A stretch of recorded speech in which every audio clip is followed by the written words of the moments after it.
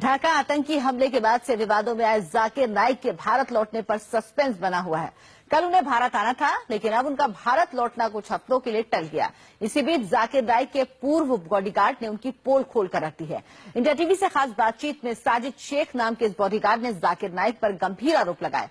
साजिद शेख ने इल्जाम लगाया कि जाकिर नाइक मनी लॉन्ड्रिंग में इन्वॉल्व हैं। उसने यह भी दावा किया कि जाकिर नाइक को इस्लाम का कोई ज्ञान नहीं, उनके लिए लेक्चर कोई और लिखता है और तो और उनकी सभाओं में सवाल पूछने वाले भी पहले से फिक्स्ड होते हैं।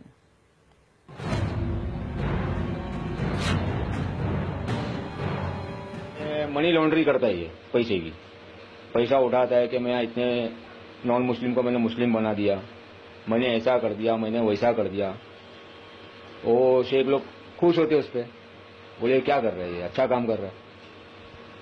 ये इसका सब बनौटी प्रोग्राम है। बाकी ये इस्लामिक रिसर्च फाउंडेशन नहीं है, इस्लामिक रास्कल फाउंडेशन है। टोटल बनावटी आदमी है। कहाँ कहाँ से पैसा आता है और क्यों किया जाता है? ऑल वर्ल्ड से आता है। ये मुस्लिम की मदद करने के लिए आता है, मुसलमानों की मदद करने के लिए आता है कि जो भी है, जैसे भी है, वो लोग जो गरीब है वो लोग की तुम मदद करो। लेकिन ये किसकी मदद नहीं करता है, ये सिर्फ अपना मशीनरी, पिक्चर के जो सेट रहते हैं, मशीनें, वीडियो, वो सब सीडी वीडी, ये सब बनाने के लिए वो फंडिंग लेता है।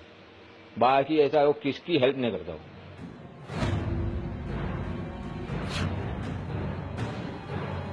किस तरह की शख्सियत है जाकिर नाइक, क्या कुछ जानकारी आप दे पाएंगे? एक्चुअली इसका जो प्रोग्राम जो होता है चूनाभट्टी में, जो सुमैया ग्राउंड में जो इसका प्रोग्राम होता है, वो टोटल बनावटी है। कोई आदमी वहां हिंदू से मुस्लिम नहीं बनता है। जो मुस्लिम ही रहते हैं वहां आके वापस मुस्लिम बनते हैं। यानी सऊदी, दुबई, यहाँ के शेख लोग को दिखाने के लिए इसका पूरा गेम प्रिपेयर्ड है। बाकी ऐसा कुछ है ही नहीं। इसका प्रोग्राम के पहले लेडीज लोग के ऐसा मेकअप करता है, लाली पाउडर लगा के उतरता है प्रोग्राम में। इसका मेकअप मैन मेरा दोस्त ही है, वो सब मेरे को बताया था। बोले ऐसा ऐसा हरकतें करता ही है।